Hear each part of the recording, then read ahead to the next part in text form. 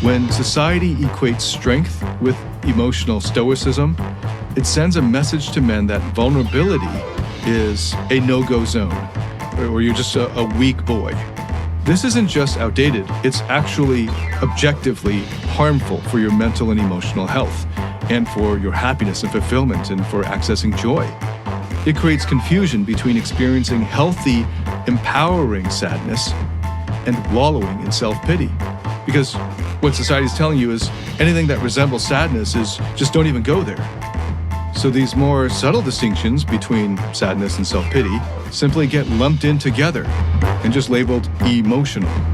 Welcome to the Masculine Psychology Podcast, where we answer key questions in relationships, attraction, success, and fulfillment. Now, here's your host, world-renowned therapist and life coach, David Tian.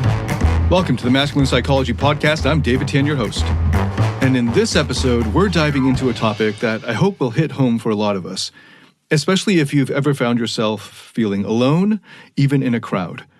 We're tackling a distinction that's not just important, it's essential, necessary for anyone on their journey to finding real, lasting happiness, deep fulfillment, and even joy. I'm talking about understanding the difference between sadness and self-pity. Understanding the difference between the two isn't just about feeling better for a moment or two. It's about transforming how you walk through life, your whole experience of life. When you blur the line between sadness and self-pity, you're likely to fall into a really horrible trap. It's a trap where you start believing that your vulnerability, your genuine emotions, are somehow not welcome in the world. That if you showed your true self, let's say, the depths of your true feelings, you'd end up being pushed aside, or misunderstood, or worse, outright rejected and abandoned and exiled. That false belief is a fast track to shutting yourself off. You start building walls, not just around your heart, but around your entire being. And what happens next? That isolation you dread, it doesn't just lurk around the corner. It moves in, sets up shop, so to speak. Before you know it, loneliness becomes not just a visitor, but a constant companion. And the sense of being alone feeds directly into the very feeling that you were trying to avoid in the first place. Self-pity. So by the end of this episode, you'll not only be able to spot the crucial differences between these two emotional states, but you'll also be able to navigate your way through sadness in a way that opens doors, not closes them. Okay, so first let's look at sadness. Now, when I use the term sadness, I'm talking about this profound, sometimes gut-wrenching emotion that actually connects us to something much larger than ourselves. Susan Cain, the best-selling author of the book Quiet, wrote another book relatively recently called Bittersweet. And in that book, she hit the nail on the head when she talked about these experiences as doorways to our higher selves. These are experiences of how I'm using the term sadness. Think about the last time you lost someone close to you, or even when you heard about someone else's loss. That deep, aching sadness wasn't just some negative space in your heart. It was a testament to the love and connection that you felt for that person, or that you can imagine that other one feeling for the person that they lost. In essence, love and sadness are two sides of the same coin. They come together because where there is deep love, there's also the risk of profound loss. Whether it's because of an accident, natural causes, or any unforeseen tragedy, sadness is our heart's response to loss, a sign that we have loved deeply and truly. Now let's look at the other side of the spectrum, and you find self-pity. And this is where things get murky. Self-pity isn't about connecting to anything outside of ourselves or honoring a loved one. It's the woe is me attitude that traps us in our own headspace of victimhood. Instead of opening us up, it shuts us down. It isolates us, not just from others, but from our own potential for growth and healing. Self-pity keeps us stuck in a loop of unproductive thoughts and a spiral of destructive actions. It's like being stuck in quicksand. The more you dwell on it, the deeper you sink. So let me give you an example to make this picture clearer. Okay, picture two guys, both going through tough times. One man, let's call him Tom, recently lost his father. He's devastated, of course, He feels the sadness deeply. He cries a lot for many days and weeks in a row. He shares stories about his dad whenever he meets with those who are close to him. And through this long process, he starts to heal. He is sad, but he's moving through his sadness in a way that accepts and even embraces the emotion. And by so doing, he's honoring his dad's memory and deepens his own capacity for love and compassion and empathy. Now, the other guy, let's call him Jerry. These are all random names. He also faces a tough time. He's been through a breakup, can't seem to get past it. I've met a lot of Jerrys. But instead of processing his sadness, he spirals into self-pity. He dwells on how he's been wronged, how he's always the victim in relationships or in dating, and how he'll never find happiness. Jerry ends up stuck, not because of the breakup itself, but because he's wallowing in the emotion of self-pity, rather than facing his sadness, and then thereby growing from it. Can you understand the difference? Tom's accepting and embracing his sadness, using it as a bridge to understanding and growth. Jerry, on the other hand, is drowning in self-pity, letting it isolate him from potential growth and deeper connections. So it's crucial to recognize these emotional states for what they are. Sadness, especially the kind that ties back to our capacity to love and empathize, sadness is not just normal, it's healthy. It's a sign of our humanity, our ability to connect deeply with others, to love, and it's a pathway, a gateway to healing. Self-pity, however, ends up being a dead end, spiraling deeper and lower and lower. It's an emotional state that feeds in on itself, leading us away from growth, connection, and ultimately from our happiness. Okay, now let's go one level deeper and notice how cultural expectations around masculinity come into play in all this. It's no secret that from a young age, guys are bombarded with messages about what it means to be quote-unquote strong. And too often that strength is tied to keeping a stiff upper lip, to not showing quote-unquote weakness, which in many cultures includes even showing emotions, but especially the emotion of sadness. And this is where things get all tangled up. When society equates strength with emotional stoicism, it sends a message to men that vulnerability is a no-go zone, or you're just a weak boy. This isn't just outdated, it's actually objectively harmful for your mental and emotional health, and for your happiness and fulfillment, and for accessing joy. It creates confusion between experiencing healthy, empowering sadness and wallowing in self-pity. Because what society is telling you is anything that resembles sadness is just don't even go there. So these more subtle distinctions between sadness and self-pity simply get lumped in together and just labeled emotional. So no wonder it's so easy for young men to confuse sadness and self-pity.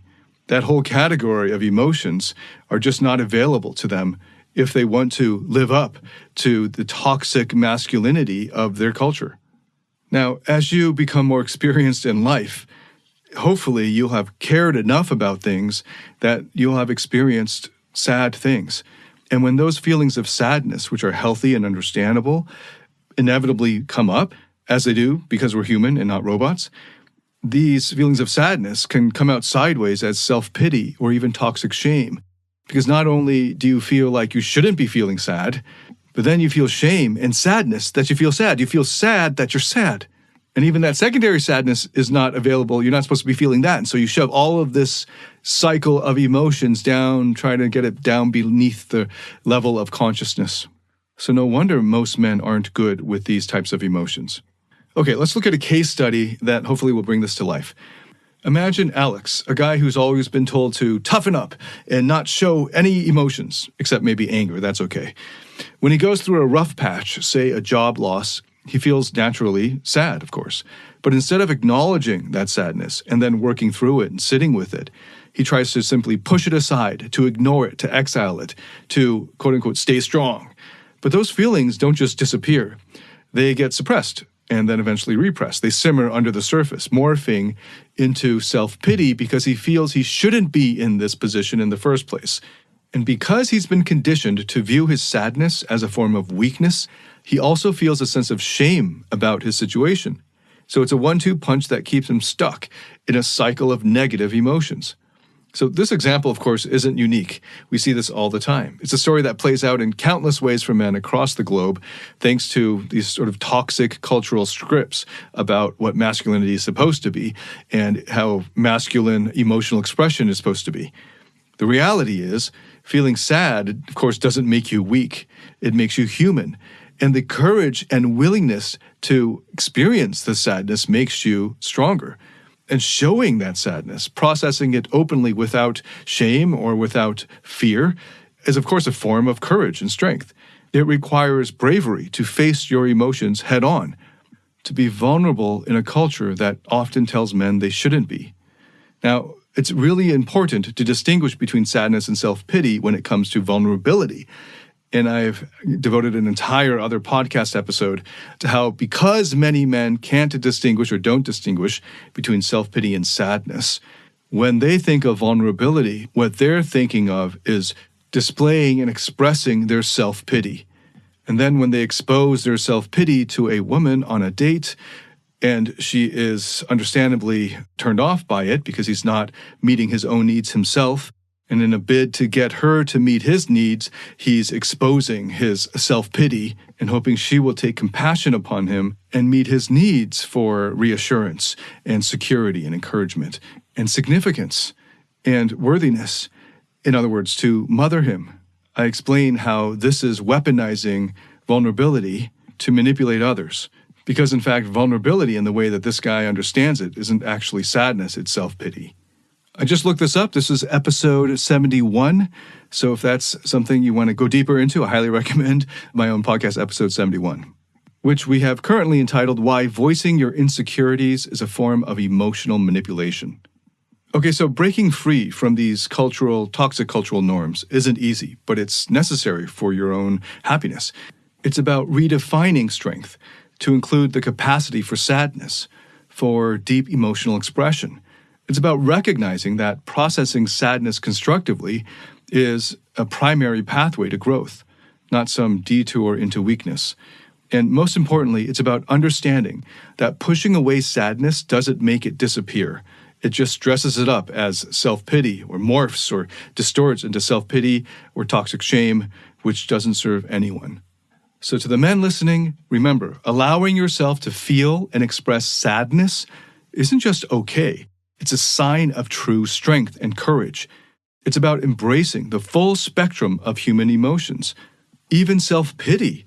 The thing to do with self-pity is not to shove it away or ignore it or exile it. It's to acknowledge it, accept that it's there, and then grow from there.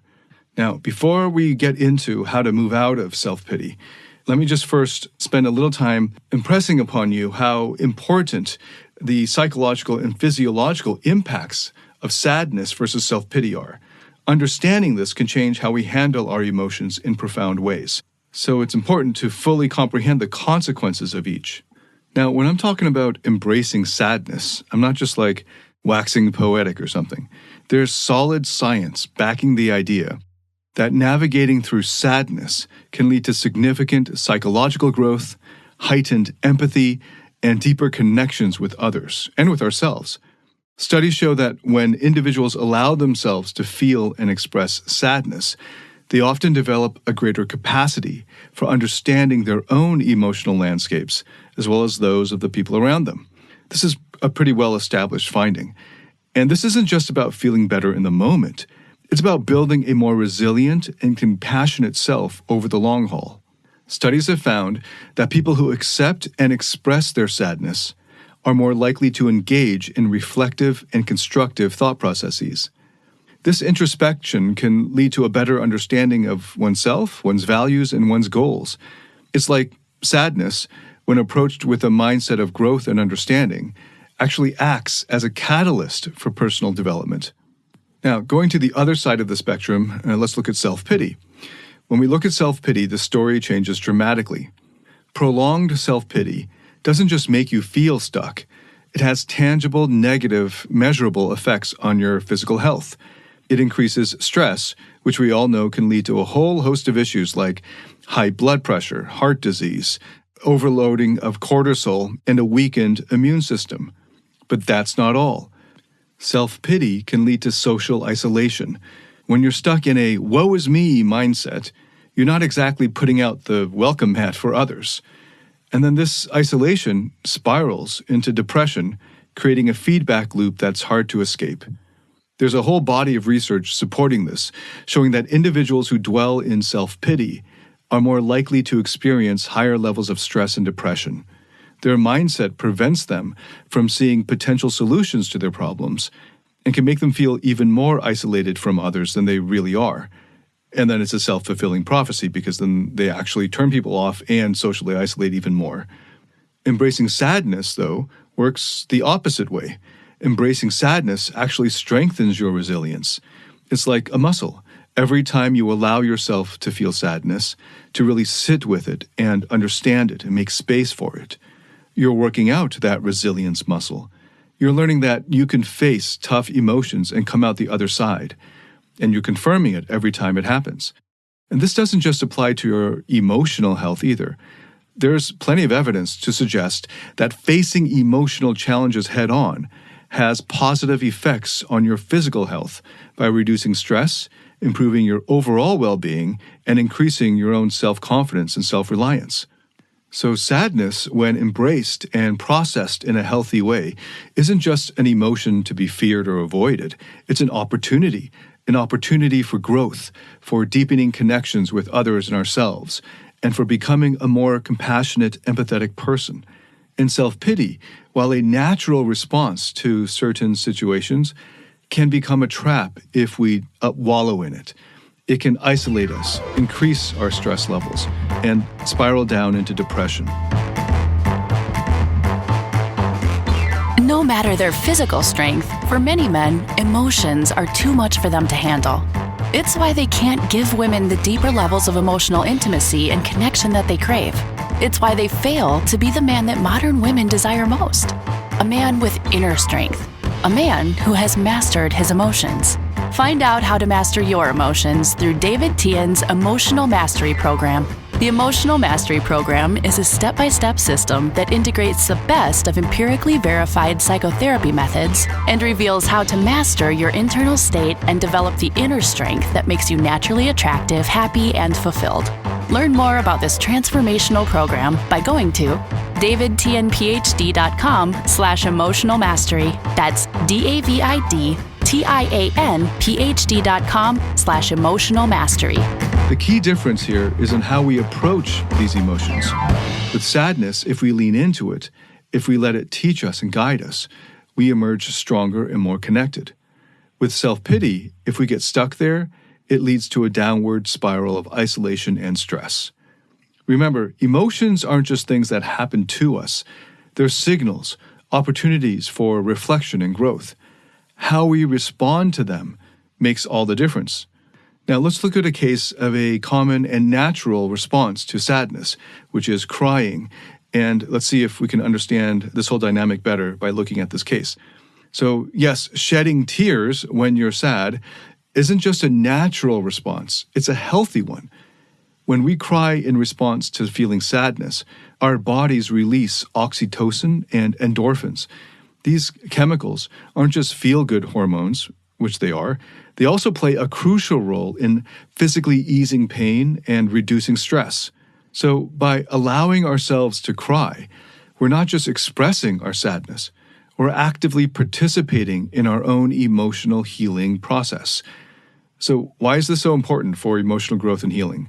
Well, imagine like you're a surfer and your emotions are the waves, because the more experience you get with sadness, the more it will feel like you're surfing waves. They'll come and go. They don't last forever.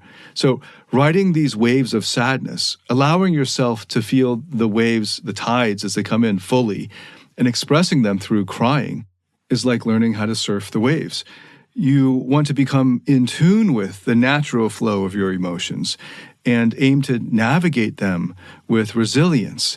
And the more experience you get and practice that you get riding the waves of sadness as they come, as they ebb and flow, the more that you'll be able to do it with a kind of grace.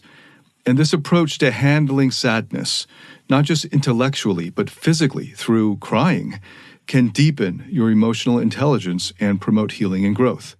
On the flip side, suppressing or ignoring these waves of sadness, pretending they're not there, will lead to a lot of trouble.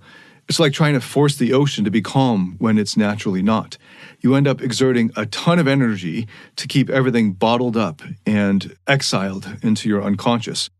Eventually, those consciously suppressed emotions turn into unconsciously repressed emotions. And then, because they're in the unconscious, they're that much harder to work on, to heal and grow from. This isn't just about feeling sad and not showing it. It's about not allowing yourself to feel sad at all, denying your body and mind the release and relief that come from expressing those feelings. So it's simple. Crying in response to sadness is not a sign of weakness. It's a powerful tool for emotional release and healing and growth. By allowing yourself to cry, to really feel and express your sadness, to hold the space for your sadness, you're giving yourself a chance to release stress, alleviate pain, and embark on a path towards greater emotional growth and healing.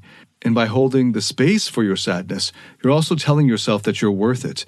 It's essential for your emotional well-being to ride the waves of your emotions, especially sadness. All right, let's shift gears a little bit and talk about how, practically, you can embrace sadness without falling into the quicksand of self-pity. It's all about recognizing and honoring your feelings in a way that fosters growth and connection. So I've got some practical tips and strategies that can help guide you through this process. So first up is what I would call psychotherapeutic approaches. This isn't just talking about your feelings. That can only help to a certain degree. It's about diving deep with experiential approaches where you're experiencing the emotional change in the session or through the therapeutic course. And existential approaches include IFS therapy, internal family systems therapy, and Gestalt therapy. These psychotherapeutic methods help you explore and understand your emotions on a more profound level, offering insights that can be truly transformative. It's about getting to know all the different parts of yourself, even those that might feel uncomfortable or shameful or painful at first. Now, I'm a certified IFS therapy practitioner, and I have training in many different therapy modalities, including Gestalt. But my private practice calendar gets full pretty fast. So I also offer therapeutic groups, and those open up 2 or 3 times a year. So if you are on my mailing list, look out for the announcement for that if you're interested in that. I also have many online courses that walk you through the therapeutic process at different stages, especially the big course, Freedom U, which we do about once a year. I lead that one live. And I also have powerful therapeutic processes inside my courses, Rock Solid Relationships, Lifestyle Mastery, and many other courses that are included in the Platinum Partnership, the All Access Pass. If any of these options interest you, you can find them on my website, davidtianphd.com, and then go to the top navigation, and I have there the therapy and the coaching and the online courses. Obviously, I'm biased, but I kind of can't help being biased here. Okay, so let's just move on to the next tip I would share is mindfulness meditation and mindfulness practices. By this, I don't mean new age fluff. It's about being present with your emotions, observing them without judgment. It's about giving yourself space to feel sadness without letting it define you. Mindfulness can help you notice when you're slipping into self-pity and then give you the tools to gently guide you back to a place of compassion and self-awareness.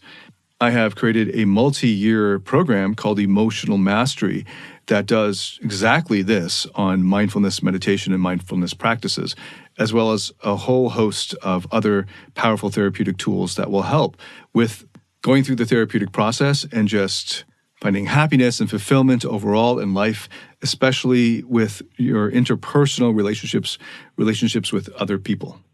Okay, journaling is another powerful tool. It can help you differentiate between feelings of sadness and self-pity, and the power therapeutically of journaling has been well proven. Writing down your thoughts and emotions can provide clarity and insights that are hard to achieve any other way. And it's a safe space to explore your inner world, to understand the nuances of your feelings, and to get in touch with the dialogue that's already naturally happening between the different parts of you inside. Now, here's one that may be unusual, method acting. So I highly recommend method acting coaching or classes. Method acting instruction isn't just for aspiring actors. It's a space where you're encouraged to explore and express a range of emotions, including sadness. It's about getting comfortable with your feelings and giving yourself permission to fully experience and express them. So look for those method acting courses or coaching that have an openly therapeutic element to them. Just a quick check on Google found quite a few, so it shouldn't be that hard because there is quite a bit of overlap between getting good at method acting and getting in touch with your feelings and with your body and the different parts of you. Another area I'd recommend looking into is community. Community is crucial. Joining a group of like-minded people, engaging in activities that foster connection and empathy can make all the difference. By this, I mean finding a tribe or community, a space where you can be authentic and feel supported, where you can share your journey with others who understand. I formed these therapeutic groups and other coaching groups partly for this very reason. Now, if you're dating, pay attention to emotional maturity in your partners. Actively look for, screen for people who are self-aware and invested in their psychological growth. This can create a foundation of understanding and empathy that's essential for a healthy relationship.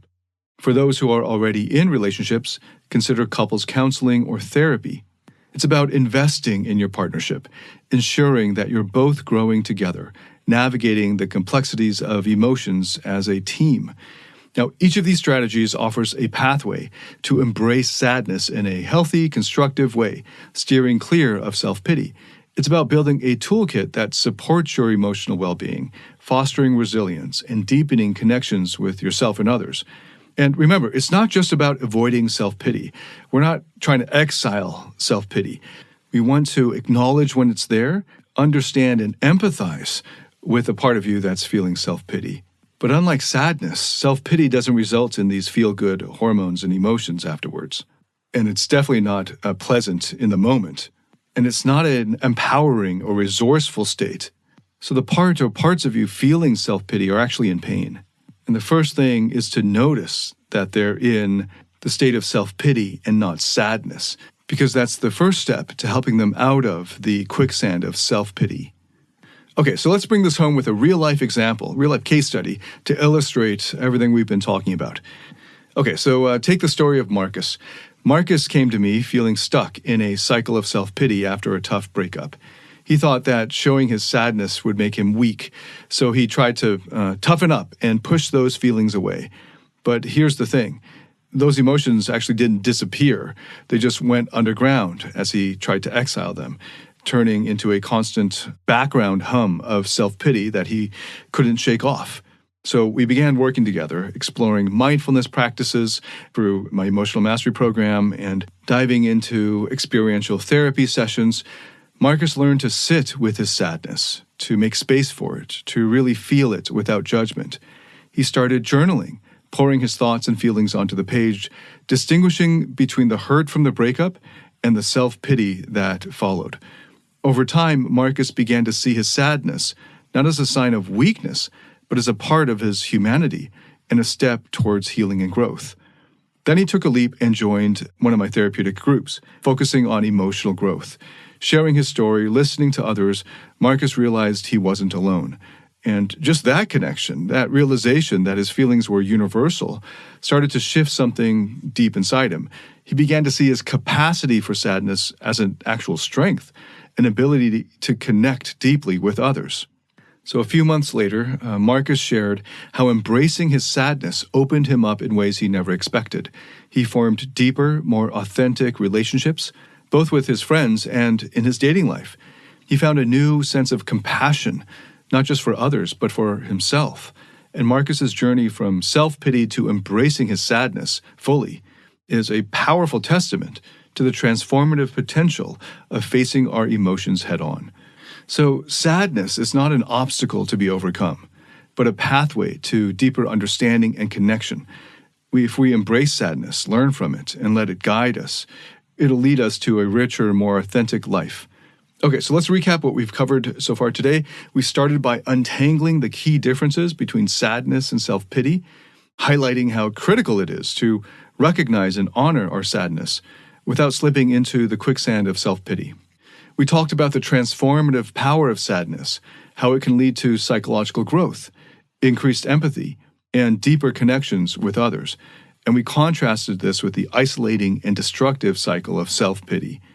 And we went into strategies for embracing sadness in healthy ways through the therapeutic process and psychotherapy, mindfulness, journaling, embracing a community of like-minded people, and even through the arts like method acting.